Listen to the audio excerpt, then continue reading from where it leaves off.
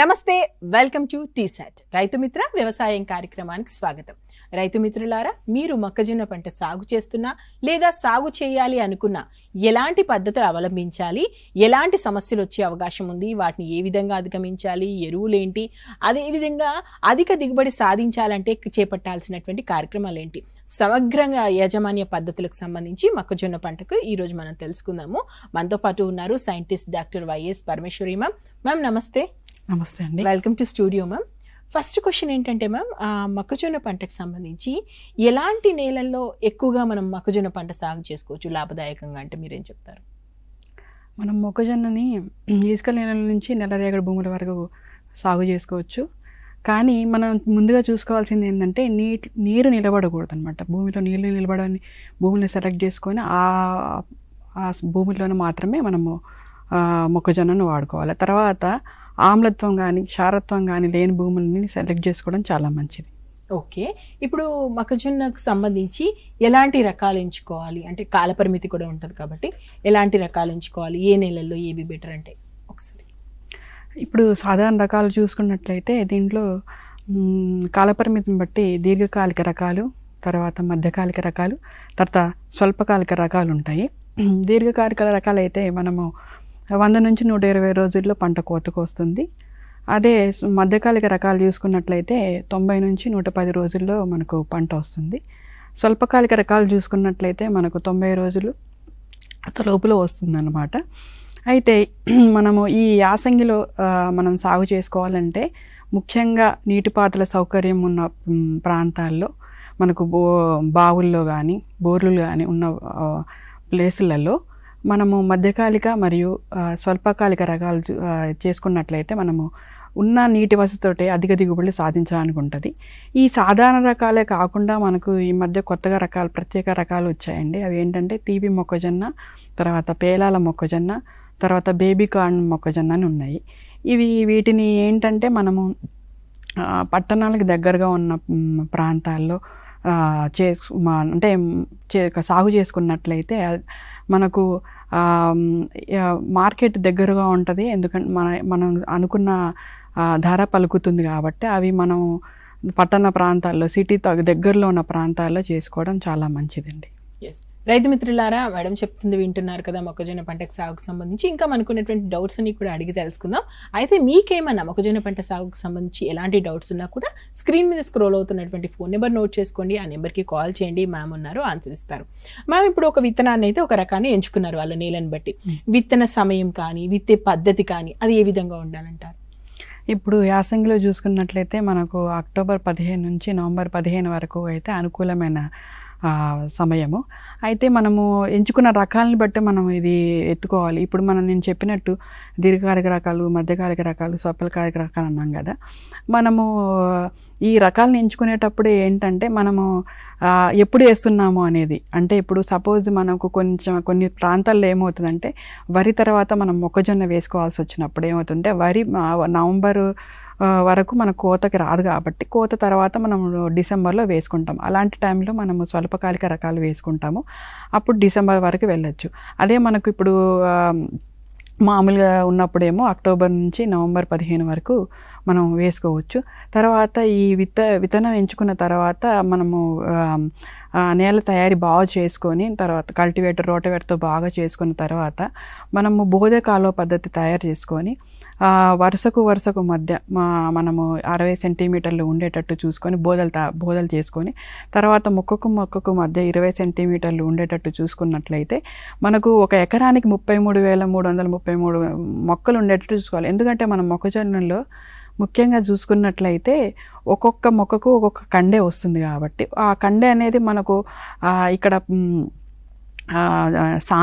మొక్క సాంద్రత అనేది చాలా ఇంపార్టెంట్. కాబట్టి మనము 60 నుంచి 60 మొక్కకి మధ్య 20 సెంటీమీటర్లు ఉండేటట్టు 33,333 మొక్కలు ఉండేటట్టు చూసుకోవాలి. తర్వాత ఈ విత్తనం వేసిన తర్వాత కాలువలు ఉన్నప్పుడు ఏంటంటే మనకు ఈ మధ్య అకాల వర్షాలు ఉన్నప్పుడు ఈ కాలువలు ఏంటంటే మురుగునీటి ఏదైనా నీళ్ళు ఎక్కువ ఉన్నా కానీ ఆ నీళ్లు తీసుకోవడానికి ఉంటుంది. తర్వాత ఈ విత్తే దూరం కూడా మనము ఆ రకాన్ని బట్టి కూడా మారుతూ ఉంటుంది. ఇప్పుడు సాధారణ రకాలకైతే మనము 60 సెంటీమీటర్లు వరుసకు మధ్య అంటే రెండు అడుగుల దూరం ఉంచుకుంటాము. అదే ఇప్పుడు మనము బేబీ కార్న్ కానీ లేదంటే పశుగ్రాసం మొక్కజొన్న తీసుకున్నట్టయితే మనము బేబీ కార్న్లు ఏమో 45 సెంటీమీటర్లు వరుసకు మధ్య, మరి మొక్కకు మధ్య 20 సెంటీమీటర్ల దూరం ఉండేటట్టు చూసుకోవాలి. పశుగ్రాసం అయితే మనము వరుసకు మధ్య 45 సెంటీమీటర్లు, మొక్కకు మధ్య 10 సెంటీమీటర్లు ఉండేటట్టు చూసుకోవాలి. అంటే మ్యామ్ ఏదైనా పంటకు సంబంధించి విత్తనానికి విత్తన శుద్ధి అవసరం అని చెప్తుంటారు కదా, సో విత్తన శుద్ధి అనేది మొక్కజొన్న పంటకి ఏ విధంగా ఉండాలంటారు? ఈ విత్తన శుద్ధి అంటే మనము యాక్చువల్గా కొన్ని కంపెనీలు, ప్రైవేట్ కంపెనీలు ఆల్రెడీ మనకు ఫంజిసైడ్ తోటి విత్తన శుద్ధి చేసి ఉంటుంది. ఒకవేళ లేదంటే ఇప్పుడు రైతులు కూడా వారి పొలంలో విత్తనోత్పత్తి చేస్తున్నారు, అక్కడ నుంచి కొంతమంది రైతులు తీసుకోవడం జరుగుతుంది. అలాంటి సమయాల్లో ఏం చేయాలంటే మనము ఫంజిసైడ్తో కానీ ఇన్సెక్టిసైడ్తో కానీ, ఇప్పుడు ఫంజిసైడ్ అయితే మ్యాన్కోజెబ్ అనే మందుని మనము 2.5 గ్రాములు 1 కేజీ విత్తనానికి పట్టించుకోవడం వల్ల మనకు ఆకుమాడు తెగులు కానీ లేదంటే బూజు తెగులు కానీ రాకుండా ఉంటుంది. అదేవిధంగా మనం ఒకవేళ కత్తెర పురుగు ఉధృతి ఎక్కువ ఉన్న ప్రాంతాల్లో ఉన్నట్టయితే ఫర్టెంజర్ డియో అనే మందు ఉంటుంది. అది 1 కేజీ విత్తనానికి 6 మిల్లీలీటర్ల నీటి కలిపి పట్టించినట్లయితే 1 కేజీ విత్తనానికి పట్టించినట్లయితే మనం కొంచెం వరకు మొదటి దశలో కత్తెర పురుగు నుంచి మనము మన యొక్క మొక్కజొన్న పంటని ప్రొటెక్ట్ చేసుకోవచ్చు అనమాట. ఓకే మ్యామ్, ఇప్పుడు ఎరువుల యాజమాన్యం అనేది ఏ పంటకైనా చాలా ముఖ్యం. సో మొక్కజొన్న పంట విషయానికి వస్తే ఎరువుల్ని అంటే ఏ టైంలో, ఎంత మోతాదులో, ఎలా వాడాలి, దానికి ఒక లెక్క ఉంటుందా మ్యామ్? ఉంటే ఎలా ఉంటుంది ఒకసారి? ఇప్పుడు మొక్కజొన్న చూసుకున్నట్లయితే మొక్కజొన్న బాగా పోషకాలని భూమి నుంచి తీసుకునే పంట కాబట్టి ఎరువుల యాజమాన్యం చాలా బాగా చేయాలి. ఎందుకంటే మనము సరైన రకాన్ని ఎంపిక చేసుకున్నప్పటికీ అది మంచి అధిక దిగుబడి ఇవ్వాలంటే మనకు నీటి తడులు అదేవిధంగా మరియు ఈ ఎరువుల యాజమాన్యం అనేది చాలా చాలా ముఖ్యమైనది. ఈ ఎరువుల యాజమాన్యంలో చూసుకున్నట్లయితే మనం ఆఖరి దుక్కిలో 1 ఎకరానికి 10 టన్నుల పశువుల ఎరువు వేసుకొని దుక్కిలో దున్నుకొని బాగా చదును చేసుకోవాలి. చేసుకున్న తర్వాత మనకు 96 కేజీల నత్రజని, 32 కేజీల భాస్వరము మరియు 32 కేజీల పొటాష్ ఇచ్చే ఎరువుల్ని వాడుకోవాలి. అయితే ఇప్పుడు భాస్వరం ఇచ్చే ఎరువుని మనము డిఏపి రూపంలో ఆఖరి దిక్కులో వేసుకోవాలి. అదే మనం పొటాష్ని మ్యూరేట్ ఆఫ్ పొటాష్ రూపంలో 2 దఫాలుగా వేసుకోవాలి. ఒకటేమో మొదటిగా విత్తేటప్పుడు, తర్వాత ఒకటి పూత దశలో వేసుకోవాలి. 50 కేజీల పొటాష్ని మనం 2 దఫాలుగా 2 సమభాగాలుగా 25 కేజీలేమో మనము విత్తనం విత్తుకునేటప్పుడు వేసుకోవాలి. అదే 25 కేజీలనేమో పూత దశలో మనము వేసుకుంటే కండెం మొత్తం గింజలు మంచిగా అవ్వడానికి ఉపయోగపడుతుంది. అట్లాగే పొటాష్ ఏంటంటే మనకు రోగనిరోధక శక్తిని పంటలో రోగనిరోధక శక్తిని పెంచడానికి చాలా ఉపయోగపడుద్ది. అదేవిధంగా నత్రజని చూసుకున్నట్లయితే మనము 4 దఫాలుగా వేసుకుంటే మంచిది. నత్రజని 50 కేజీలు మొదట విత్తేటప్పుడు వేసుకోవాలి. తర్వాత 30 నుంచి 35 రోజుల దశలో ఎప్పుడైతే మనము మోకాలు దశ అంటాము దాన్ని 35 దశల్లో 50 కేజీలు వేసుకోవాలి. అదేవిధంగా పూత దశలో 50 కేజీల యూరియా వేసుకోవాలి. తరువాత ఏంటంటే 25 కేజీలు గింజ పాలు పోసుకునే దశలో వేసుకోవాలి. అయితే మొత్తం మనకు విత్తుకునేటప్పుడు డిఏపి 75 కేజీలు, యూరియా 50 కేజీలు, తర్వాత పొటాష్ 25 కేజీలు వేసుకోవాలి.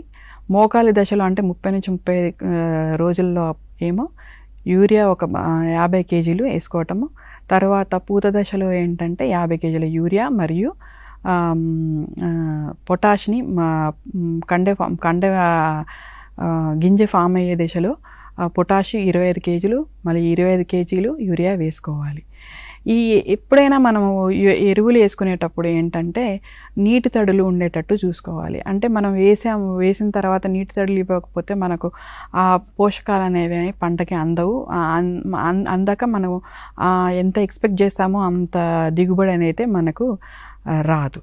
ఓకే మ్యామ్, ఏ పంటకైనా కలుపు యాజమాన్యం అనేది చాలా ఇంపార్టెంట్. ముఖ్యంగా మొక్కజొన్న పంటకు సంబంధించి ఏ ప్రాంతాల్లో ఎలాంటి కలుపు ఎక్కువగా వచ్చే అవకాశం ఉంది, అంటే ఆ కలుపును కూడా ఏ ఏ దశల్లో ఎలా నివారించాలంటే ఓవరాల్గా కలుపు యాజమాన్యం గురించి చెప్పండి.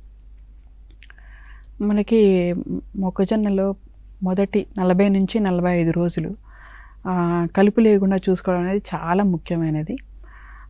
మనము విత్తిన తర్వాత 24 గంటల నుంచి 48 గంటల్లో మనము అట్రాజిన్ అనే పొడి మందును 1 కేజీ పొడి మందును 200 లీటర్ల నీటికి కలిపి పిచికారీ చేసుకున్నట్లయితే మనము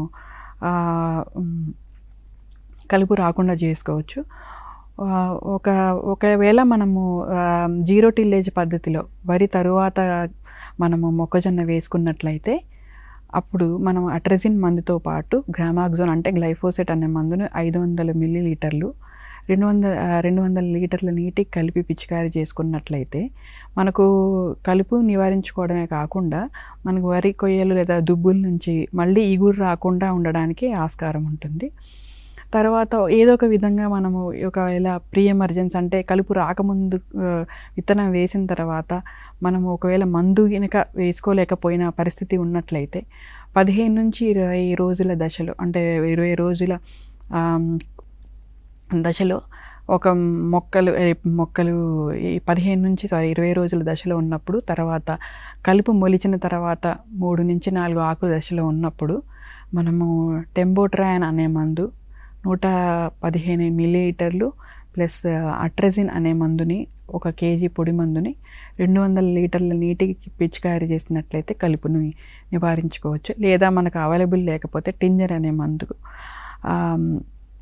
మనకు టోప్రామైజిన్ అని ఉంటుంది. టింజర్ అనే మందు 40 మిల్లీలీటర్లు అట్రజిన్ అనే మందుని 2 కలిపి పిచికారీ చేసుకున్నట్లయితే కొంతవరకు మనము కలుపుని అదుపులో ఉంచుకోవచ్చు.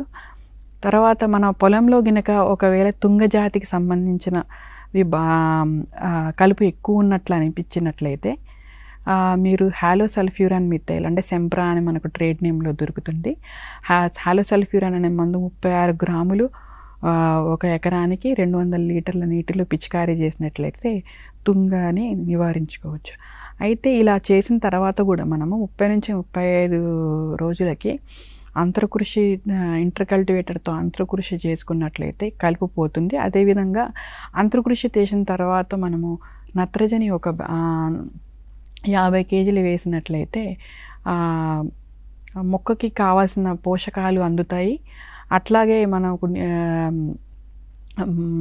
ఎట్లా బోధనాగలి రన్ చేయటం వల్ల ఏమవుతుందంటే మట్టి ఎగదోయబడి మొక్కల దగ్గర మనకు ఎప్పుడైనా ఈదురుగాలు కానీ వర్షాలు కానీ అకాల వర్షాలు వచ్చినప్పుడు మొక్క కూడా పడిపోకుండా ఉంటుంది.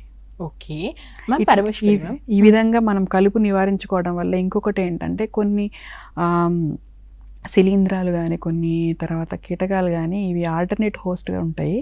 కాబట్టి మనము ఎప్పుడైనా కలుపు లేకుండా చూసుకున్నట్లయితే మనకు తెగుళ్ళు ఈ పురుగులు కూడా ఆశించే ఆస్కారం కొద్దిగా తక్కువగా ఉంటుంది. ఎస్ మ్యామ్, కరెక్ట్గా చెప్పారు. అండ్ పరమేశ్వరి మ్యామ్, ఇంకొకటి విషయం ఏంటంటే మనకు మొక్కజొన్న పంటకు సంబంధించి వివిధ రకాలైనటువంటి పోషక లోపాలు అంటే ఈ మధ్య కాలంలో ఇంకెక్కువగా పెరుగుతున్నాయని వింటున్నాం. కాబట్టి ఈ పోషక లోపాలను అధిగమించాలంటే ఎలాంటి యాజమాన్య పద్ధతులు చేపట్టాలి? ముఖ్యంగా మనకు పోషకాలు చూసుకున్నట్లయితే అప్పుడు మనము సరైన పోషకాలు ఇవ్వకపోయినట్లయితే లేదంటే కొన్ని నేల స్వభావం వల్ల మనం ఎంచుకున్న నేల స్వభావం వల్ల కూడా కనిపిస్తాయి. లేదంటే ఎక్కువ నీరు వల్ల కానీ లేదంటే నీరు సరిగ్గా ఇవ్వకపోవడం వల్ల కానీ మనకు పోషక లోపాలు వస్తాయన్నమాట. ముందుగా దీనిలో చూసుకున్నట్లయితే నత్రజని అన్నమాట. నత్రజని లోపం వచ్చినప్పుడు యాక్చువల్ నత్రజని లోపానికి కారణాలు ఏంటంటే మనము సరైన నత్రజని పోషకాలు యూరియా రూపంలో ఇవ్వకపోవడం ఒకటి. తర్వాత మనము ఇప్పుడు పోషకాలు ఇచ్చిన తర్వాత నేలలో అసలు పోషకాల లోపం ఉండడం, లేదంటే మనము ఎప్పుడైతే ఈ ఫర్టిలైజర్స్ వేస్తామో అప్పుడు తడులు కట్టకపోవడం వల్ల, తడి కట్టకపోతే మాత్రం మనం వేసిన ఎరువులు కూడా పని చేయవన్నమాట. కాబట్టి తడులు ఇచ్చుకుంటూ ఉండాలి.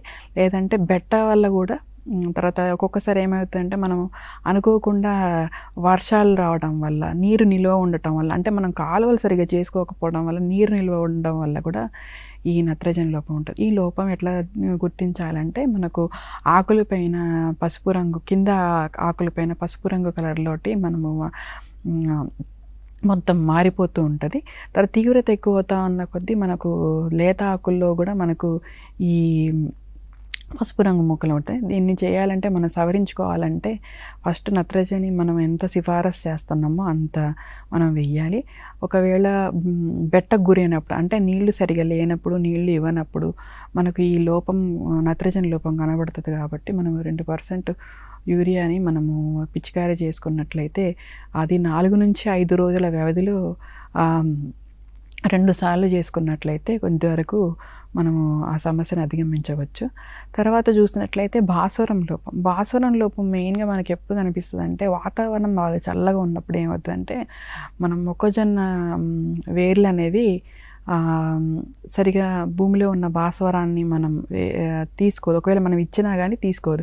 కొన్నిసార్లు ఏమవుతుందంటే మనం భాస్వరం ఇచ్చినా చల్లగా ఉండటం వల్ల వాతావరణము అది అందుబాటులో ఉండదు. ప్లస్ నీరు బాగా నిలబడడం, అంటే బాగా ఇప్పుడు సపోజ్ వర్షాలు బాగా వచ్చినాయి అనుకోండి, నీళ్ళు నిలబడి అక్కడ నుంచి నీళ్లు తీయడానికి ఆస్కారం ఉండని ప్రదేశాల్లో ఏమవుతుందంటే నీరు ఎక్కువ నీళ్ళుగా ఉండటం వల్ల భాస్వరం అనేది మన పంటకి ఉండదు. దానివల్ల ఏమవుతుందంటే మనకు ఆకుపైన ఎరుపు రంగు మచ్చలు, ఎరుపు రంగు మారిపోవడం, తర్వాత నీలం రంగులో మారిపోవడం జరుగుతుంటుంది. దీన్ని అధిగమించాలంటే మనము DAP అనేది మందుని 2% పిచికారీ చేసుకున్నట్లయితే 2 నుంచి 3 సార్లు 4 నుంచి 5 రోజుల వ్యవధిలో పిచికారీ చేసుకున్నట్లే ఈ లోపాన్ని సవరించుకోవచ్చు. తర్వాత చూసుకున్నట్లయితే పొటాషియం అనే మందుని, పొటాషియం చూసుకున్నట్లయితే పొటాషియం మామూలుగా మనము భూమిలో ఉండి అందకపోవడం వల్ల జరగవచ్చు. లేదంటే మనం ఎంచుకున్న భూమిలో ఆమ్లత్వం కానీ క్షారత్వం కానీ ఉండటం వల్ల కూడా ఆ పొటాషియం అనేది అందుబాటులో లేకపోవడం వల్ల జరుగుతుంటుంది. దీంట్లో మనకు సిమ్టమ్స్ అంటే ఎలాగ గుర్తించవచ్చు అంటే మనకు ఆకు యొక్క అంచు భాగాలు లేత ఆకుపచ్చలో మారిపోవడం, తర్వాత పసుపచ్చలో మారిపోవడం, బాగా సివియర్గా అయిపోయినప్పుడు, అంటే ఎక్కువగా ఆ లోపం ఎక్కువ ఉన్నప్పుడు ఏమవుతుందంటే మా అంచులంతా కూడా మనకి కాలిపోయినట్టు, తర్వాత వడిలిపోయినట్టు అనిపించడం అనమాట పొటాషియం. తర్వాత ఈ పొటాషియం అనేది మనం ఎలాగ లోపాన్ని సవరించుకోవచ్చు అంటే పొటాషియం నైట్రేట్ అనే మందు మనము 10 గ్రాములు 1 లీటర్ నీటికి పిచికారీ చేసినట్లయితే 2 సార్లు చేసినట్లయితే వారం రోజుల గ్యాప్ తోటి మనము పొటాషియం సవరించుకోవచ్చు. తర్వాత మనము జింక్ సల్ఫేట్, యాక్చువల్గా మనం జింక్ సల్ఫేట్ ఏంటంటే ప్రతి 3 పంటలకు ఒకసారి జింక్ సల్ఫేట్ అనేది మనము భూమిలో వేసుకున్నట్లయితే మనకు ఈ లోపం కనపడదు. ఒకవేళ కనపడినా కానీ మనము 2% జింక్ సల్ఫేట్ అనే మందుని పిచికారీ చేసుకోవాలి. జింక్ అనేది ఎట్లా కనిపిస్తుంది అంటే మనకు లోపము ఆకుల మధ్యలో మీన్స్ పసుపు రంగు చారలాగా కనిపిస్తూ ఉంటాయి. ఈ జింక్ ఎక్కడ కనిపిస్తుంది అంటే మనకు మెయిన్గా భాస్వరం ఎక్కువ ఉన్న సాయిల్స్లో ఎక్కువ కనిపిస్తూ ఉంటుంది. తర్వాత బోరాన్ అనేది కూడా ఇంపార్టెంట్. బోరాన్లో ఏంటంటే మనకు ఎదగదు, మొక్క ఎదగకుండా ఉంటుంది, తక్కువ కణుపుల మధ్య దూరం అనేది చాలా తక్కువ ఉంటుంది, కుర్చగా ఉంటాయి అన్నమాట మొక్కలు. బోరాన్ కూడా ఏంటంటే మనము భూమిని ఎన్నుకునేటప్పుడు క్షారత్వం కానీ చౌడు కానీ ఉన్న భూముల్లో కానీ, లేదంటే సేంద్రియ కర్బనం, అంటే సేంద్రియ ఎరువులు వాడకపోవడం వల్ల ఏమవుతుందంటే కార్బనం శాతం పెరగదు. ఆ సేంద్రియ కర్బనం లేని సాయిల్స్లలో మనకు ఈ బోరాన్ లోపం అనేది కనిపిస్తుంది. ఈ బోరాన్ లోపం సవరించుకోవాలంటే ఏంటంటే మనము 4 కేజీల బోరాక్స్ని మనము సాయిల్కి అప్లై చేసుకోవాలి. లేదంటే ఒకవేళ లోపాన్ని మీరు గమనించినట్లయితే, ఆల్రెడీ పంట వేసిన తర్వాత గమనించినట్లయితే 2% బోరాక్స్ని మనము నీటిలో కలిపి పిచికారీ చేసుకున్నట్లయితే 2 సార్లు మనం బోరాన్ లోపాన్ని కూడా సవరించుకోవచ్చు. ఓకే మ్యామ్, ఇంకొకటి ఏ పంటకైనా నీరు చాలా ముఖ్యం. సో మొక్కజొన్న పంటకు సంబంధించి నీరు అనేది ఏ మేరకు అవసరం, ఎంత కీలకంగా ఉంటుంది, అంటే ఎన్ని తడులు పెట్టాలి, ఏ దశల్లో ఎలా ఉండాలి, అంటే సమగ్రంగా నీటి యాజమాన్యం చేయాలంటే ఏ విధంగా చేయాలి? ఇప్పుడు నీటి యాజమాన్యం అనేది మనము ఎంచుకున్న నేలను బట్టి, తర్వాత వాతావరణ పరిస్థితులను బట్టి మారుతూ ఉంటుంది. మామూలుగా ఇప్పుడు ఇసుక నేలలు ఎర్ర నేలలు చూసుకున్నట్లయితే ఎక్కువ నీటి తడులు అవసరం వస్తుంది. అదే నల్లరేగడి భూములు చూసుకున్నట్లయితే మనకు తక్కువ నీటి తడులు అవసరం అవుతుంది. మనకు నీటి తడులు ఇచ్చుకునే ప్రతిసారి కూడా మనం చూసుకోవాల్సిందంటే ఏ దశలో ఇవ్వాలనేది చాలా చాలా ఇంపార్టెంట్. తర్వాత ఇప్పుడు చూసుకున్నట్లయితే ఇప్పుడు మనము నేలల గురించి స్వభావం గురించి చెప్పుకున్నప్పుడైతే మనం ఇసుక నేలలు కానీ ఎర్ర నేలలు కానీ తీసుకున్నప్పుడు మనం వారం రోజులకు ఒకసారి లేదా 10 రోజులకు ఒకసారి నీళ్ళు పెట్టాల్సి వస్తుంది. అదే నల్లరేగడి భూములు అయితే చూసుకుంటే నీళ్ళు ఎక్కువ నిలుపుకునే గుణం ఉంటుంది కాబట్టి వాటికి 15 రోజులకు ఒకసారి అయినా మనం నీళ్ళు ఉంచుకుంటే సరిపోతుంది. అయితే ఈ నీటి తడుల్లో ముఖ్యంగా ఏంటంటే మనం ఆల్రెడీ చెప్పినట్టు నీటి బోధేత కాలువల పద్ధతి చేసుకున్నప్పుడు నీటిని కాలువల ద్వారా పారించుకోవటం వల్ల మనం నీటిని ఆదా చేసుకోవచ్చు. అదేవిధంగా మనము ముఖ్యమైన కీలక దశలు ఏంటంటే విత్తేటప్పుడు మనం నీళ్లు కట్టాలి. తర్వాత దానివల్ల ఏంటంటే మొలక శాతం అనేది బాగా ఇంప్రూవ్ అయ్యిద్ది, అంటే ఎక్కువ అవుతుంది. తర్వాత దానివల్ల మనకు ఏంటంటే ఇక్కడ మొలక శాతం ఎందుకు ఇంపార్టెంట్ అంటే ప్రతి ఒక్క మొక్క నుంచి మనకు ఒక కండె వస్తుంది కాబట్టి, ఒక మొక్క లేకపోయినా మనకు ఒక కండె పోతుంది కాబట్టి ఈ మొదటి ఇరిగేషన్ అనేది చాలా చాలా ఇంపార్టెంట్.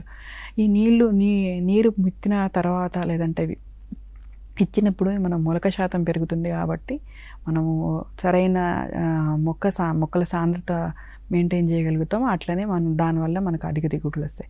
తర్వాత ఇంకొకటి ఏంటంటే మోకాలి దశ అనేది 30 నుంచి 35 రోజులు వస్తుంది. ఈ దశలో ఏంటంటే మనము ఎప్పుడైతే మనం ఆల్రెడీ చెప్పుకున్నట్టు 30 నుంచి 35 రోజుల దశ పైపాటుగా మనం నత్రజని వేసుకుంటాం కదా, ఆ టైంలోనే మనం నీటి తడిచ్చుకున్నట్లయితే ఏవైతే పోషకాలు మన రసాయన ఎరువులో ఉంటాయో అవన్నీ కూడా మనం మొక్క తీసుకొని ఏపుగా పెరగడానికి ఆస్కారం ఉంటుంది.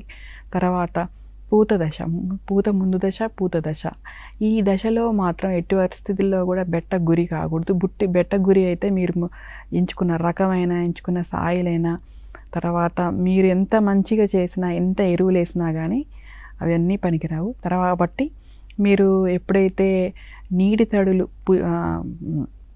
ఎరువులు ఈ పూత దశలో వేసుకున్నట్లయితే మనకు అధిక దిగుబడి రావడానికి ఉంటుంది. అలాగే గింజ పాలు పోసుకునే దశలో కూడా మనకు నీటి తడి అనేది ఇంపార్టెంట్. అంటే ముఖ్యమైన దశలు ఏంటంటే మనకు విత్తుకునేటప్పుడు, తర్వాత మోకాల దశలో, పూత దశలో, మళ్ళీ గింజ పాలు పోసుకునే దశలో, ఈ 4 దశల్లో ముఖ్యంగా మనము ఖచ్చితంగా నీటి తడులు ఉండేటట్టు చూసుకోవాలి. ఓకే, ఒకసారి పురుగుల గురించి మాట్లాడుకుందాం మ్యామ్. ఓవరాల్గా మొక్కజొన్న పంటకు సంబంధించి ఎలాంటి పురుగులు ఆశించే అవకాశం ఉందంటే అది ప్రాంతాల వారీగా ఉంటుందా లేదా ఆ సీజన్కి సంబంధించి ఉంటుందా? ఏ పురుగులు వస్తాయి, వాటికి సంబంధించి యాజమాన్య చర్యలు చేపట్టాలంటే ఏ విధంగా ఉండాలంటే రైతు ఎంత అలర్ట్గా ఉండాలి పురుగుల విషయంలో అంటే ఏం చెప్తారు? ముందుగా ఈ మొక్కజొన్నలో మనము ఎక్కువ చూసేది ఏంటంటే కాండం తొలుచు పురుగు, తర్వాత పేనుబంక, తర్వాత కత్తెర పురుగు. ఈ పురుగులు యాక్చువల్గా మనము పురుగుల యాజమాన్యం కానీ, కలుపు యాజమాన్యం కానీ, లేదంటే తెగుళ్ళ యాజమాన్యం కానీ మంచిగా చేసుకోవాలంటే ఫస్ట్ దున్నుకునేటప్పుడే లోతైన దుక్కులు తీసుకోవాలి. ముఖ్యంగా వేసవిలో మనం ఏదైతే దుక్కులు దున్నుకుంటామో అవి లోతైన దుక్కులు దున్నుకోవాలి.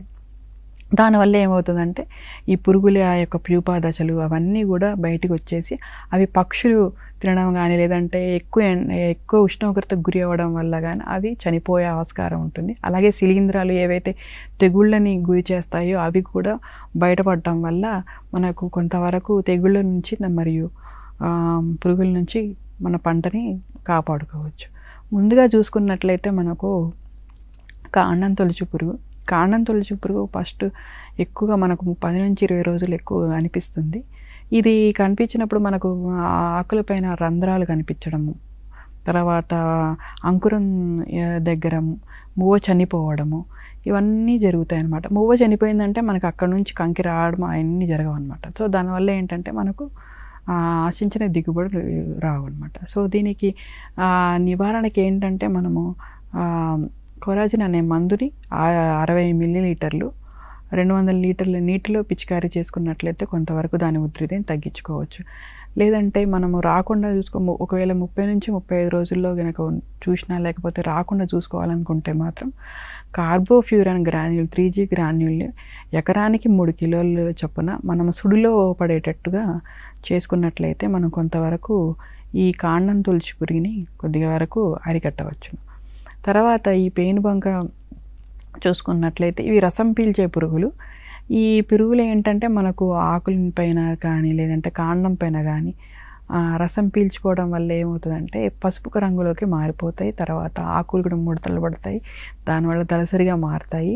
తర్వాత దానివల్ల ఎఫెక్ట్ అవుతుంది అన్నమాట. తర్వాత తన ఆకుల మీద ఒకలాంటి జిగురు పదార్థాన్ని కూడా మనము చూడవచ్చును.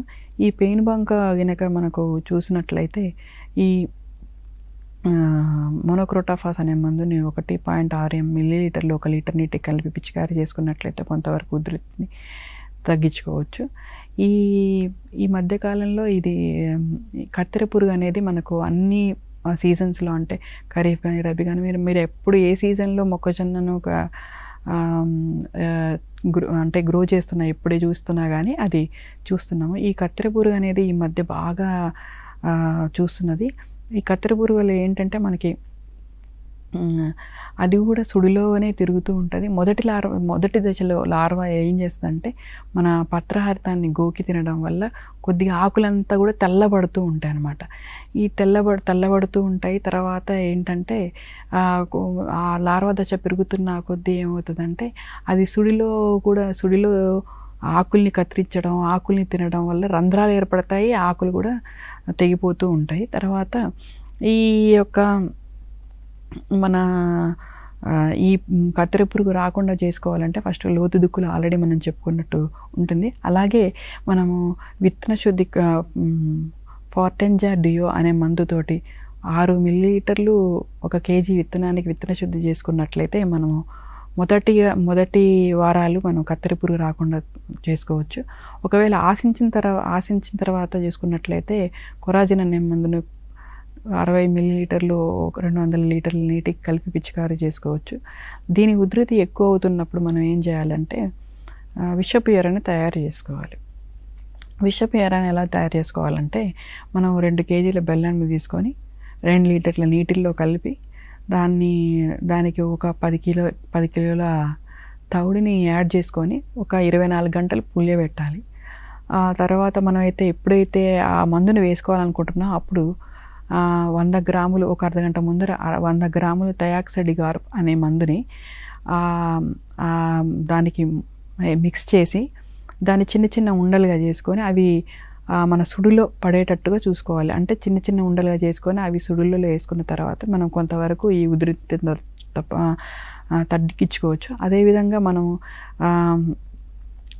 ఇసుక ఒక పర్సెంట్ సున్నాన్ని 9% అంటే 9 కిలోల ఇసుకని 1 కిలో సున్నాన్ని కలిపి చేసుకొని దాన్ని కొద్దిగా మనము సుడులలో వేసుకున్నట్లయితే దాని రాపిడికి అది చచ్చిపోవడానికి అవకాశం ఉంది.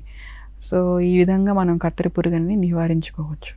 ఓకే మ్యామ్, ఒకసారి తెగుళ్ళ గురించి మాట్లాడుకుందాం. అంటే మొక్కజొన్న పంటకు సంబంధించి ఎలాంటి తెగుళ్ళు వస్తాయి, ఏ దశలో వస్తాయి, వాటి యాజమాన్య పద్ధతులు అంటే ఓవరాల్ ఒకసారి మనం మొక్కజొన్నలో తెగుళ్ళు చూసుకున్నట్లయితే పాము పొడ తెగులు, బూజు తెగులు, మసికుళ్ళు తెగులు, తర్వాత వడలు తెగులు అనేవి ఉన్నాయన్నమాట. ఈ తెగుళ్ళల్లో ముఖ్యంగా మనకు బాగా కనిపించేది ఏంటంటే మసికుళ్ళు తెగులు మన పూత దశలో వచ్చే ఆస్కారం ఉంది. పాము పొడ తెగులు చూసుకున్నట్లయితే మనకు గోధుమ రంగు ఆకుపైన లేదంటే నేల కింది భాగం నుంచి చూసుకున్నట్లయితే గోధుమ రంగు మచ్చలు, తర్వాత బూడిద రంగు మచ్చలు ఒకదాని తర్వాత ఒకటి ఒక పాము పొడలాగా మనకు కనిపిస్తాయి. ఈ తెగుల్ని తగ్గించుకోవడానికి ప్రోపకనిజాల్ అనే మందును 1 మిల్లీలీటరు 1 లీటర్ నీటికి కలిపి పిచికారీ చేసుకోవాలి. అదేవిధంగా మనము హెగ్జాకొనజోల్ అనే మందును 2 మిల్లీలీటర్లు 1 లీటర్ నీటి కలిపి పిచికారీ చేసుకున్నట్లయితే మనము ఆ తెగుల్ని తగ్గించుకోవచ్చు, పాము పొడ తెగులు. తర్వాత బూజు తెగులు ఉంది.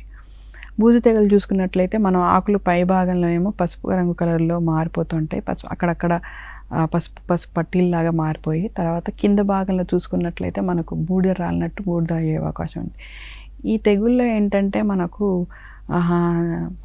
ఆకులు అనేవి సరిగ్గా విచ్చుకోవు, బయటికి రావు. తర్వాత మనకు జల్లు అనేది జల్లు తర్వాత ఈ ఆకులన్నీ దగ్గర కుర్చగా అయిపోతూ ఉంటాయి. దాన్ని మనము వెర్రి తెగులు కూడా అంటాము, ఫిల్లోడి అని అంటాము. ఇది ఏంటంటే దీనివల్ల ఏంటంటే సరైన దిగుబడి రాదు. సో దీన్ని తగ్గించుకోవాలంటే మనము ఆ మ్యాన్కోజెబ్ అనే మందుని 2.4 మిల్లీగ్రాములు 2.4 గ్రాములు 1 కిలో విత్తనానికి పట్టించుకోవాలి. లేదంటే ఒకవేళ మనం ఈ గమనించినట్లయితే మ్యాన్కోజెబ్ అనే మందుని 2.5 మిల్లీగ్రాములు 1 లీటర్ నీటికి కలిపి పిచికారీ చేసుకోవాలి. తర్వాత చూసినట్టయితే మనకు ఆకుమాడు తెగులు అనేది ఎప్పుడు వస్తుందంటే మనకు వాతావరణంలో బాగా చల్లగా ఉన్నప్పుడు, తేమ శాతం ఎక్కువగా ఉన్నప్పుడు, ముఖ్యంగా మొక్కజొన్న 40 నుంచి 50 రోజులు దశలో ఉన్నప్పుడు మనం ఈ తెగులు ఎక్కువగా చూస్తాము. ఈ తెగులు వచ్చినప్పుడు ఏంటంటే మనకు ఆకులపైన గోళాకారంలో ముఖ్యంగా గోధుమ రంగులో కానీ లేదా బూడిద రంగులో కానీ మచ్చలు ఏర్పడతాయి. ఈ మచ్చలు ఏర్పడినప్పుడు మనము ముఖ్యంగా మ్యాన్కోజెబ్ అనే మందును 2 గ్రాములు 1 లీటర్ నీటికి కలిపి పిచికారీ చేసుకున్నట్లయితే కొంతవరకు ఆ ఉధృతిని తెచ్చుకోవచ్చు. తర్వాత మసికుళ్ళు తెగులు, తర్వాత ఎండు తెగులు, మసికుళ్ళు తెగులు. ఈ రెండు కూడా ఏంటంటే మనం ఎప్పుడైతే పూత దశలో బెట్టకు గురి చేస్తామో, అంటే నీళ్లు పెట్టకుండా ఉంటామో, తర్వాత వాతావరణం బాగా పొడిగా ఉన్నప్పుడు ఈ రెండు కూడా మనము చూస్తాము. ఈ మసికుళ్ళు తెగులు చూసుకున్నట్టయితే మనము కింద నుంచి ఏమవుతుందంటే మనకు ఆకులన్నీ ఎండిపోవడం చూస్తాము. తర్వాత కణుపుల మధ్యలో కూడా మనకు నల్లగా మారిపోవడము, తర్వాత మనం ఒకసారి కాండం ఇచ్చినట్లయితే మనకు కాండం లోపల నల్లటి రంగుగా మారిపోవడం అనేది మనం గమనిస్తాము. ఇదేంటంటే దీనివల్ల ఏంటంటే మనకు ఎటువంటి కంకి కానీ రాదు. కాబట్టి ఇది రాకుండా చూసుకోవడమే మనకు ముఖ్యంగా. ఏంటంటే మనం ఫస్ట్ ఆఫ్ ఆల్ బాగా నీట్గా ఉంచుకోవాలి భూమిని. తర్వాత ఎప్పుడైతే ఏదైనా మనం గమనించినట్లయితే, ఇటువంటి సిమ్టమ్స్ గమనించినట్లయితే మనం ఆ మొక్కల్ని తీసి పడేయాలి. తర్వాత పంట మార్పిడి, ఈ భూమిలో ఉన్న శిలీంధ్రాల వల్ల వస్తుంది కాబట్టి మనం పంట మార్పిడి చేసుకోవడం అనేది చాలా ముఖ్యం. అంటే మనం మొక్కజొన్న తర్వాత మళ్ళీ మొక్కజొన్న అట్లా వేసుకోకుండా మొక్కజొన్నకు ముందు కానీ మొక్కజొన్న తర్వాత కానీ వేరే పంటలతో పంట మార్పిడి చేసుకున్నట్లయితే ఈ శిలీంధ్రాలు మనకు వేరే ఇటు రాకుండా ఉంటాయి. తర్వాత ఇంకోటి ఏంటంటే విత్తన శుద్ధి చేసుకునేటప్పుడు మనము 10 గ్రాములు ట్రైకోడర్మాని 1 కిలో విత్తనానికి విత్తన శుద్ధి చేసుకున్నట్లయితే కొంతవరకు ఇది రాకుండా చేసుకోవచ్చు. తర్వాత ఇంకొక విషయం ఏంటంటే మనం ఒకవేళ భూమిలో అప్లై ట్రైకోడర్మాని చేసుకోవాలంటే 2 కేజీల ట్రైకోడర్మా విరిడిని 100 కేజీల పశువుల ఎరువులో మల్టిప్లై చేసి ఆ ఎరువుని మనం భూమిలో చల్లుకొని ఆఖరి దుక్కిలో దున్నుకున్నట్లయితే మనం కొంతవరకు కూడా ఈ తెగుల్ని మనము తగ్గించుకోవచ్చు. అలాగే మనము మసిగుళ్ళ తర్వాత ఎండు తెగులు కూడా మనకు నీటి బెట్ట ఎక్కువ ఉన్నప్పుడు, అంటే నీళ్ళు తడి సరిగా లేనప్పుడు, తర్వాత మళ్ళీ పూత దశ తర్వాత ఇది కనపడుతుంటుంది. పొడి వాతావరణం ఉన్నప్పుడు ఈ తెగులు మనకు ఆశించే అవకాశం ఉంది. ఈ ఎండు తెగులు కూడా ఏంటంటే మనకు కింది భాగం నుంచి ఆకులు ఎండుబడిపోవడము, ఇవంతా ఈ సివియరిటీ ఎక్కువ ఉన్నప్పుడు అది పై వరకు కూడా మనకి అవుతూ ఉంటుంది. తర్వాత ఇంకొక విషయం ఏంటంటే ఇక్కడ కూడా కనుపులు మనం ఎప్పుడైతే కాండాన్ని చూసినట్టు ఎరుపు రంగు కానీ లేదంటే గోధుమ రంగు కానీ మచ్చలు కనపడడం, లోపల ఫంగస్ కనపడడం అనేది చూస్తాం. దీనికి కూడా మనం ఏంటంటే ఎప్పుడైతే మనం ఇటువంటి సిమ్టమ్స్ మనము చూస్తామో, ఈ లక్షణాలు చూస్తామో మనము అప్పుడు మనం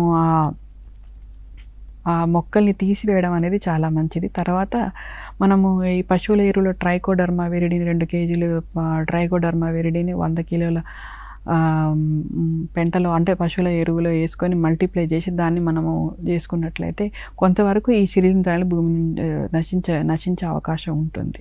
ఎస్, పరమేశ్వరి మ్యామ్ మాట్లాడుతున్నారు మొక్కజొన్న పంటకు సంబంధించి. అంటే మొక్కజొన్న పంటకి సంబంధించి ఎలాంటి జాగ్రత్తలు తీసుకోవాలి, ఏంటి, ఏం చేయడం ద్వారా అధిక దిగుబడి పొందగలుగుతారు, ఇలాంటి ఏమైనా డౌట్స్ ఉంటే మీరు స్క్రీన్ మీద స్క్రోల్ అవుతున్నటువంటి ఫోన్ నెంబర్ని అయితే నోట్ చేసుకోండి. ఆ నెంబర్కి కాల్ చేయండి, మ్యామ్ ఉన్నారు, ఆన్సర్ ఇస్తారు.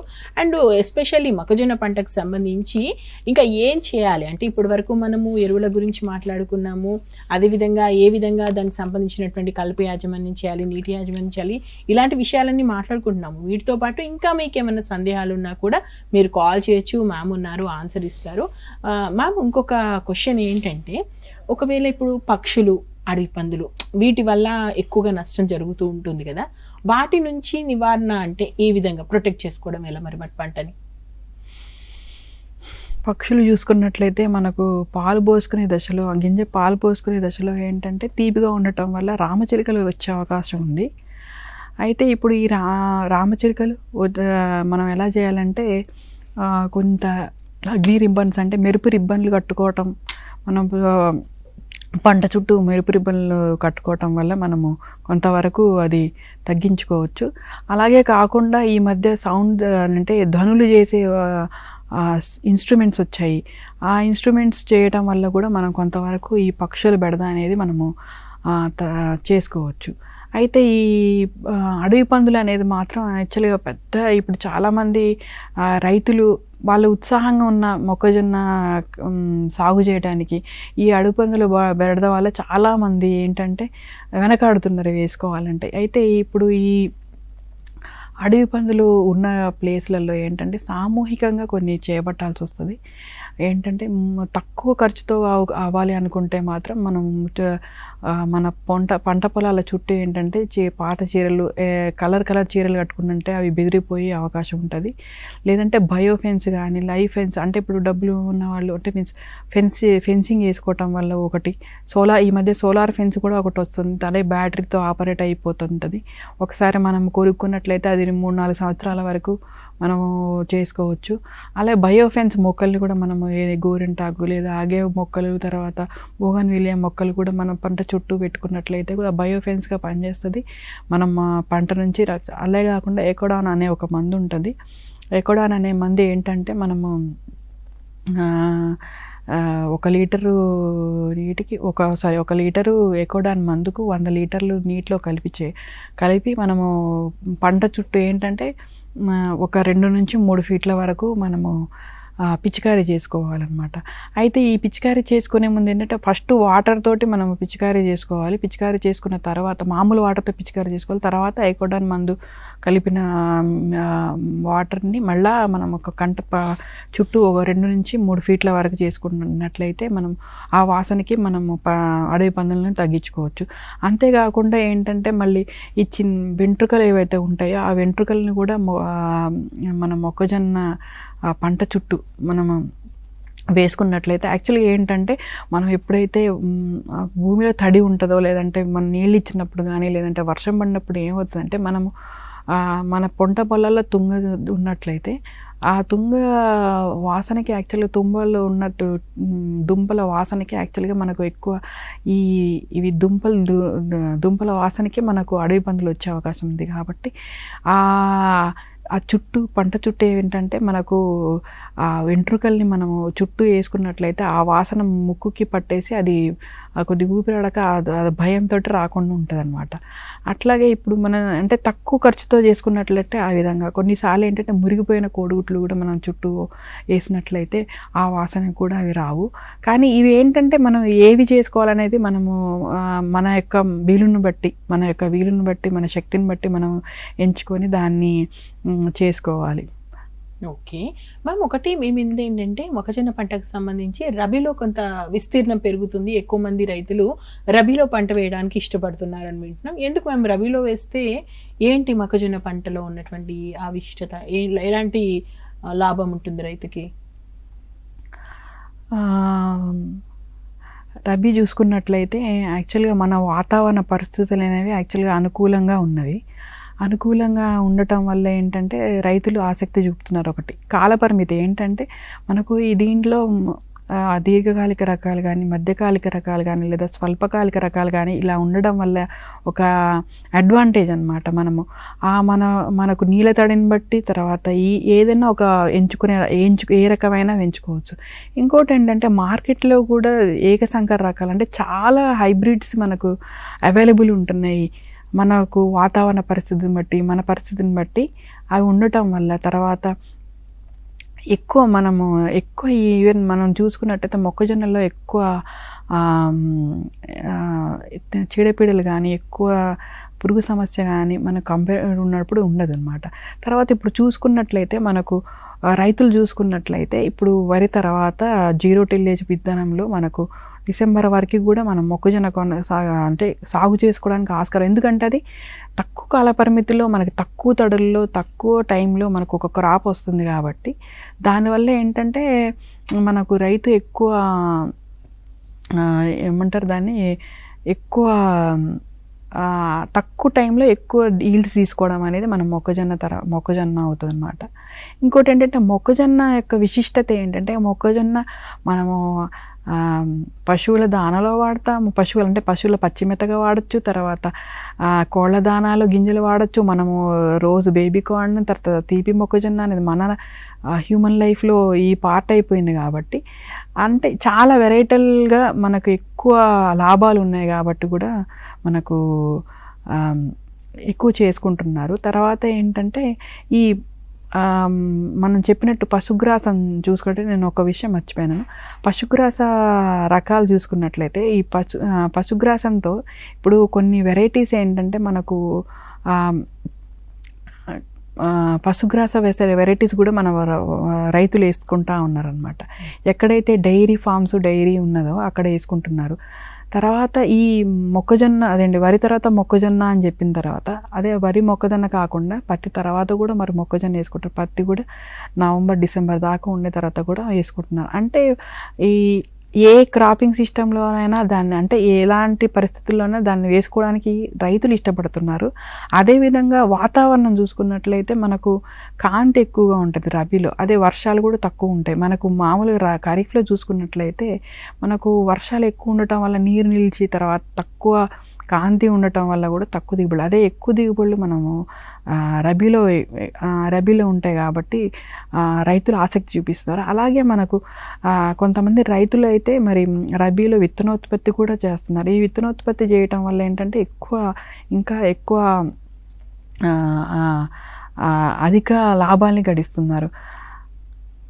అంటే మ్యామ్ మీరు అన్నట్టు ఇప్పుడు వరి లాంటి పంటలు అయితే ఒక రకంగానే మనం యూజ్ చేస్తున్నాం, అంటే ఒక 2-3 రకాలు. కానీ మొక్కజొన్న విషయానికి వచ్చేసరికి వాణిజ్యపరంగా కూడా బాగా యూజ్ అవుతుంది. మీరు అన్నట్టు పాప్కార్న్స్, బేబీ కార్న్స్ చాలా ఇష్టపడుతున్నారు, రకరకాలుగా దాని యూసేజ్ ఉంది. కాబట్టి ఒకవేళ మొక్కజొన్న వేయాలనుకునేటువంటి రైతులు వేటిని దృష్టిలో పెట్టుకొని వేయొచ్చు, అంటే దాన్ని ఏ రకాలుగా ఉపయోగించవచ్చు, అంటే ఇంకా ఎక్కువ లాభం సాధించాలంటే వాళ్ళు ఏ యాంగిల్స్లో ఆలోచించాల్సి ఉంటుంది వాళ్ళు? అంటే మనం ఫస్ట్ విత్తుకునేటప్పుడే నేను చెప్పినట్టు మనకున్న వసతులు నీటి వసతి కానీ లేదా భూమి ఎటువంటిదని చూసుకొని మనము ఫస్ట్ రకాన్ని చేసుకోవాలి. తర్వాత మనకు ఒకవేళ ఏంటంటే మనకు సిటీకి దగ్గరలో ఉన్నాం అనుకోండి, మనం అంటే ఉన్నప్పుడు ఏమవుతుంటే స్వీట్ కార్న్ ఇప్పుడు మనం చూసుకున్నట్లయితే మనకు కత్తిరించిన అంటే కోత కోసిన ఒక్క రోజులోనే మనం మార్కెట్కి వెయ్యాలి. బేబీ కార్న్ కూడా అంతే. ఏంటంటే మనము వితిన్ 1 or 2 daysలో మనం అది వేయకపోతే అది మనకు నష్టం వచ్చినట్టే. అయితే మనం చేసుకుని మనది ఎక్కడుంది, భూమి ఎక్కడుంది, నేల ఎక్కడుంది, మనకి ఎటువంటి వసతులు ఉన్నాయి, అంటే నీటిపారుదల సౌకర్యం సరిగ్గా ఉందా, లేకపోతే మనము పట్టణానికి దగ్గరగా ఉన్నామా, మన నేలలు మంచివేనా, మన తర్వాత నీటి సౌకర్యంలో కూడా ఏంటంటే ఇప్పుడు నేను వరి తర్వాత మొక్కజొన్నని సాగు చేస్తున్నారని చెప్తున్నాను. యాక్చువల్గా మొక్కజొన్న వల్ల ఇంకొక లాభం ఏంటంటే వరి తర్వాత వరి వేసుకోకుండా మనం వరి వేసుకుంటే ఎన్ని నీళ్ళు అవసరం అవుతాయో ఆ నీళ్ళతోటి మనం 3 ఎకరాల నుంచి 4 ఎకరాల వరకు మనము మొక్కజొన్నని సాగు చేసుకోవచ్చు. అదే ఇంకోటి ఏంటంటే నేను బోధే కాలువల పద్ధతిలో మనం చేసుకోవాలని చెప్పాను.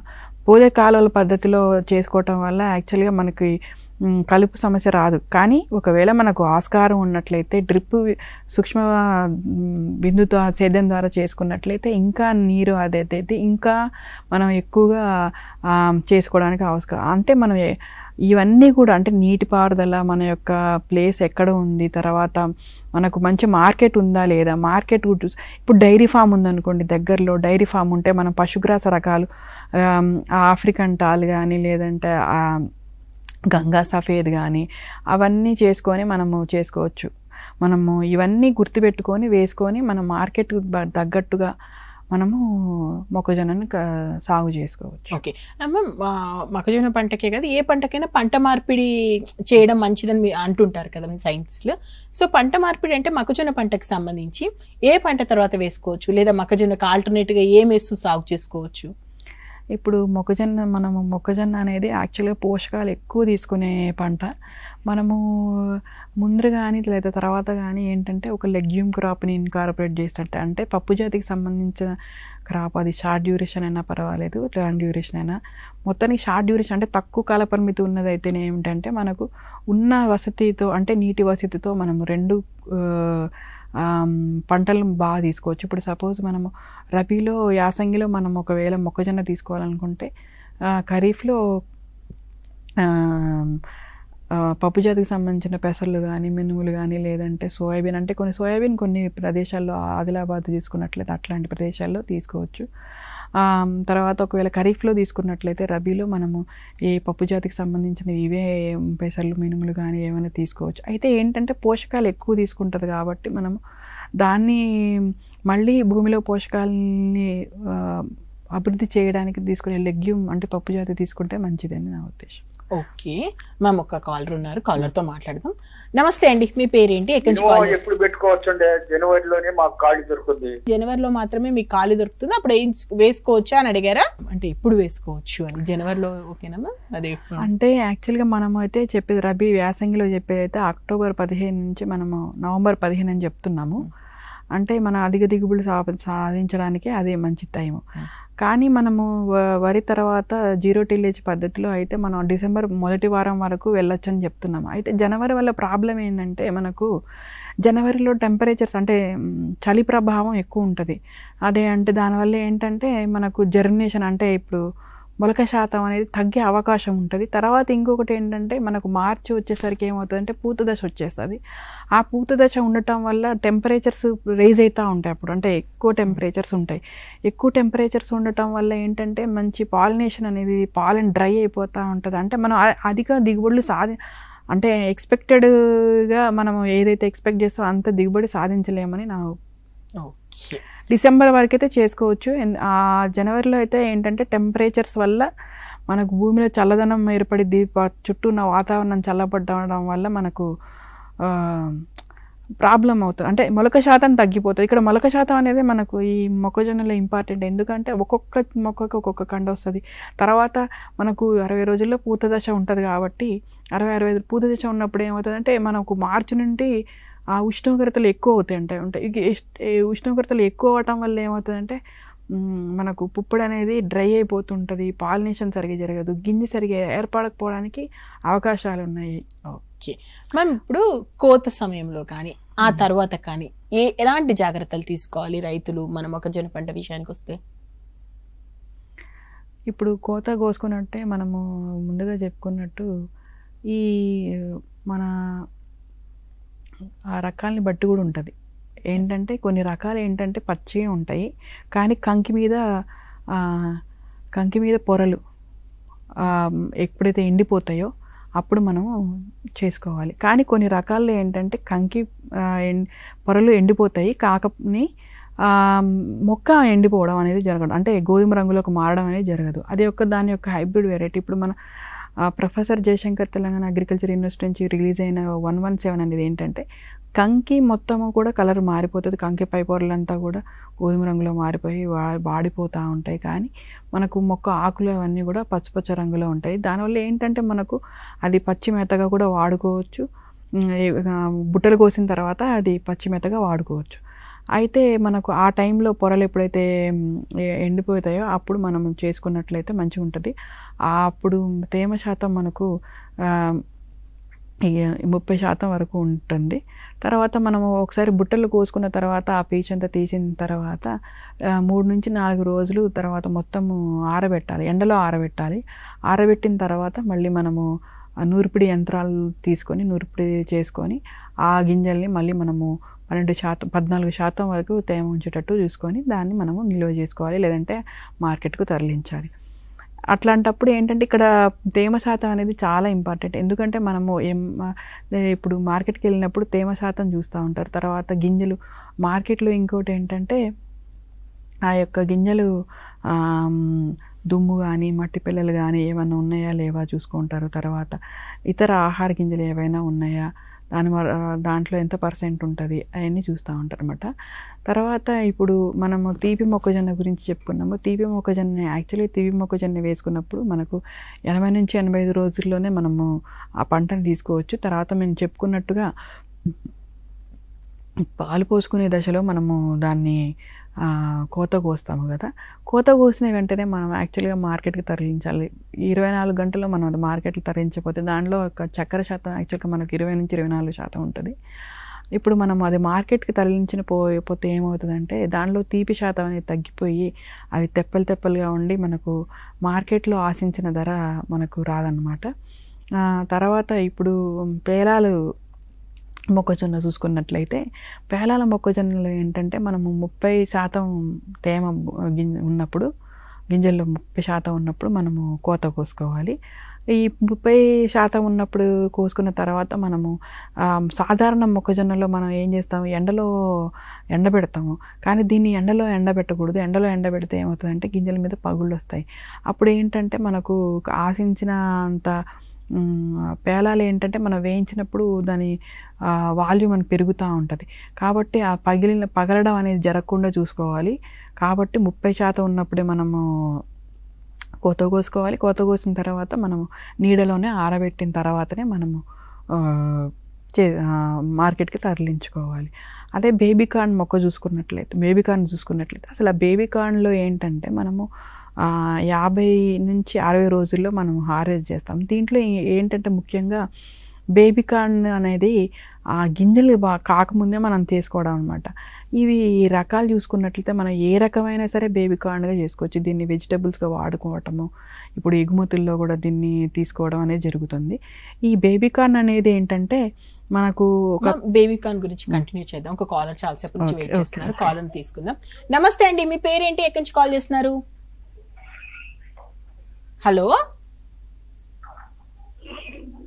మీరు డైరెక్ట్ గా ఫోన్ లో మాట్లాడండి.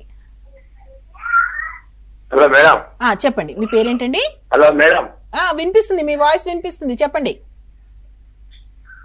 మేడం మీ వాయిస్ మాకు వినొస్తుంది మేడం.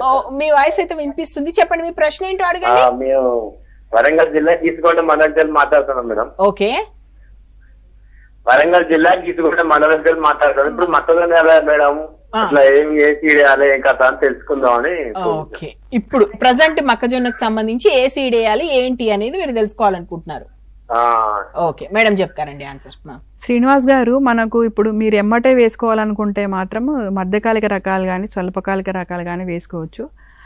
మన ప్రొఫెసర్ జయశంకర్ అగ్రికల్చర్ యూనివర్సిటీ నుంచి రిలీజ్ అయిన DHM 117 కానీ లేదా 121 వెరైటీస్ హైబ్రిడ్స్ కానీ మీరు ఎంచుకోవచ్చు. ఇప్పుడు ప్రస్తుతానికి సీడ్ కూడా అవైలబుల్ ఉంది, మీరు వచ్చి తీసుకొస్తే ఈ రెండు కూడా హైబ్రిడ్స్ ఏకసంకర రకాలు. ఈ రెండు కూడా మనకి ఎకరాకి 30 నుంచి 35 క్వింటాల దిగుబడిని ఇస్తాయి. అండ్ ఈ రెండు కూడా కొంతవరకు కాండం తొలచు పురుగుని మరియు కొంతవరకు ఎండు తెగుల్ని కూడా తట్టుకోగలుగుతాయి. లేదు అంటే కూడా మనకు ప్రైవేటు సంస్థల నుంచి బోల్డ్ అని రకాలు ఉన్నాయి, అవి కూడా మీరు ఎంచుకొని చేసుకోవచ్చు. కాకపోతే మీరు ఎప్పుడు వేసుకుంటారనే దాన్ని బట్టి ఉంటుంది. ఇప్పుడు 15 తర్వాత వెంటనే వేసుకోవాలనుకుంటే మాత్రం మధ్యకాలిక రకాలు చేసుకోండి, ఏ రకమైనా సరే. లేదు లేట్ అవుతుంది, మేము వరి తర్వాత కానీ లేదంటే పత్తి తర్వాత కానీ వేసుకోవాలి అని అనుకుంటే మాత్రం మీరు స్వల్పకాలిక రకాలు వేసుకోండి. తర్వాత మీకు నీటిపారుదల సౌకర్యం కానీ బావులు కానీ బోర్లు కానీ మంచిగా నీళ్లు బాగుంటాయి, మధ్యకాలిక రకాలు వేసుకోవచ్చు. ఓకే మ్యామ్, కాలర్ రావడానికంటే ముందు మనం బేబీ కార్న్ గురించి మాట్లాడుకుంటున్నాం, కోత తర్వాత కోత సమయంలో తీసుకోవాల్సిన జాగ్రత్తలకు సంబంధించి. సో ప్లీజ్ కంటిన్యూ చేయండి. బేబీ కార్న్ చూసుకున్నట్లయితే మనకు చెప్పినట్టుగా మనం ఏ రకానైనా యాక్చువల్గా బేబీ కార్న్గా చేసుకోవచ్చు. బేబీ కార్న్ ఏంటంటే మనకు 55 నుంచి 60 రోజుల్లో వచ్చేస్తుంది. తర్వాత ఏంటంటే ఆ బేబీ కార్న్ అంటే ఏం లేదు, మనకు కండలు గింజలు ఫామ్ అవ్వకుండా ఉండడమే మనకు బేబీ కార్న్. అయితే ఈ బేబీ కార్న్ ఏంటంటే మనకు పీచు వచ్చిన 1-2 రోజుల్లో మనము హార్వెస్ట్ చేసుకొని కొత కోసుకొని మనము మార్కెట్కి తరలించుకోవాలి. లేట్ అవుతే ఏంటంటే మన గింజలు వస్తూ ఉంటే గింజలు వచ్చినాక అది మళ్ళీ బేబీ కార్న్ది అనేది పనికిరాదన్నమాట. ఓకే మ్యామ్, ఇప్పటికి వరకు మీరు అంటే రెగ్యులర్గా రైతు మిత్రులతో టచ్లో ఉంటుంటారు కాబట్టి ఫైనల్గా వాళ్ళు ఏమైనా తప్పిదాలు చేస్తున్నట్టు మీకు అనిపిస్తుందా? ఎక్కడైతే మార్చుకుంటే బాగుంటుంది అండ్ ఎలాంటి జాగ్రత్తలు తీసుకోవాలి, ఇంకా ఏంటనేది ఫైనల్ కంక్లూజన్ ఒకసారి చెప్పండి. మెయిన్గా ఏంటంటే మనము అసలు ఫస్ట్ ఎంచుకునే రకమే మంచి రకం ఎంచుకోవాలి. అంటే మనకు అనుగుణమైన రకం అంటే మనకు ఒకసారి ఏమవుతుందంటే ఇప్పుడు ఒక కాల్ చేసినట్టు జనవరిలో అలాంటి సమయాల్లో చేసుకున్నప్పుడు దీర్ఘకాలిక రకాలు మీరు ఎంచుకున్నట్లయితే ఏమవుతుందంటే మొత్తం మనకు అంత ఆశించిన దిగుబడి రాదన్నమాట. తర్వాత ఎరువుల యాజమాన్యం చూసుకున్నట్లయితే కూడా కొంతమంది రైతులు ఏంటంటే డిఏపి పోవడం, లేదంటే పైపాటుగా యూరియా వేయకపోవడం అలాంటివన్నీ జరుగుతూ ఉంటాయి. తర్వాత ఇంకొకటి ఏంటంటే మనము చూసుకున్నట్లయితే ఎంచుకున్న రకాలు మంచివైనా కానీ మనం పోషకాలు సరైన టైంలో ఇచ్చుకోవడం, పోషకాలు సరైన టైంలో ఇచ్చుకున్నప్పుడు నీటి తడులు కూడా ఇచ్చుకోవాలి. తర్వాత మనకు సరైన టైంలో ఇప్పుడు సపోజ్ మనం కొన్నిసార్లు ఏమవుతుందంటే కలుపు మందు పిచికారీ చేసుకోలేము. పిచికారీ చేసుకోకపోతే అంతర్కృషి చేసుకోవడమా, లేదంటే మొలిచిన తర్వాత ఏదైనా చేసుకోవడమా. ఈ పిచికారీ చేసేటప్పుడు కూడా ఏంటంటే కలుపు పిచికారీ చేసేటప్పుడు కూడా రైతులు ఏంటంటే అక్కడ కూడా భూమిలో తేమ ఉండాలి. యాక్చువల్గా మనము విత్తిన తర్వాత 24 గంటల నుంచి 48 గంటల్లో మనము మందును పిచికారీ చేసుకోవాలనుకున్నప్పుడు భూమిలో తేమ ఉన్నప్పుడే ఆ మందు పనిచేస్తుంది. అలాగే మనం 15 నుంచి 20 రోజులు 3 నుంచి 4 దశల్లో ఉన్నప్పుడు కలుపు ఉన్నప్పుడు మనము పిచికారీ చేసుకోవాలంటే కూడా అప్పుడు కూడా నీటి తడి అంటే మనము కరెక్ట్గా వాడుతున్నాం కానీ ఎలా వాడినా తెలిసినా కానీ ఖర్చు నీటి తడులు ఉండాలి. ఎరువు యాజమాన్యం అప్పుడు నీటి తడులు ఉండాలి, కలుపు యాజమాన్యం అప్పుడు నీటి తడులు ఉండాలి. తర్వాత కత్తెర పురుగు విషయంలో ఏంటంటే వాళ్ళు పాపం వచ్చిన తర్వాత అంటే ఆ లార్వా ఎదిగిన తర్వాత చూసుకోవటం వల్ల కూడా కొద్దిగా ప్రాబ్లం అవుతుంది. అందుకే మీరు రాకుండానే విత్తన శుద్ధి చేసుకొని విత్తన శుద్ధి చేసుకున్నప్పుడు 10-20 రోజుల వరకు రాకుండా ఉంటుందో. వచ్చిన తర్వాత మనం ఏం చేయాలంటే ఫెరమోన్ ట్రాప్స్ 4 నుంచి 6 ఫెరమోన్ ట్రాప్లు మనకు ఎకరానికి పెట్టుకొని ఆ యొక్క పురుగు ఒక ఉధృతిని మనము చూసుకొని మనము స్ప్రే చేసుకున్నట్లయితే మనము కొంతవరకు తగ్గించుకోవచ్చు. అంటే మనము అబ్జర్వ్ ఉండాలన్నమాట. ఏ పురుగు వచ్చింది, తెగులు వచ్చినప్పుడు కూడా అంతే. మనం యాక్చువల్గా ఎండిపోతుంటాయి కొన్నిలో ఎండు తెగులు కానీ మసిపుళ్ళు తెగులు తగినప్పుడు కింది భాగంలో ఆకులు వడిలిపోతున్నప్పుడు మనం అబ్జర్వ్ చేసి ఊటినే వాడిపోతున్నాయి అని అనుకుంటాం. కానీ ఆ వాడిపోయినప్పుడు కూడా ఏంటో అబ్జర్వ్ చేసుకొని మనం కాండం తెలుసుకొని తర్వాత అది వచ్చినవి తీసివేయడం అనేది కూడా చాలా ఇంపార్టెంట్. తీసివేయకుండా అట్లనే ఉంచడం అనేది చేస్తున్నారు. Yes, thank you so much Parameshwari ma'am. నిజంగా మేము అడిగినటువంటి ప్రశ్నల నుండి చాలా ఓపికగా సమాధానం ఇచ్చారు. Thank you so much. రైతు మిత్రులారా, విన్నారు కదా మన పరమేశ్వరి మ్యామ్ చెప్పిన దాని ప్రకారము ఓవరాల్గా యాసంగి పంటకు సంబంధించి ఏ విధంగా చేయాలి, మొక్కజొన్న పంటలో ఏం చేయాలో చెప్పారు, ఏం చేయకూడదో చెప్పారు. కాబట్టి వాటన్నిటికీ సంబంధించి క్లియర్గా నోట్ చేసుకోండి. మీకు ఇంకేమైనా డౌట్స్ ఉన్నా కూడా మ్యామ్ నెంబర్ కూడా మీకు డిస్ప్లే అవుతుంది. ఈ నెంబర్కి తర్వాత కాల్ చేయండి. మ్యామ్ ఖచ్చితంగా మీకు మంచి సమాధానాలు ఇస్తారు.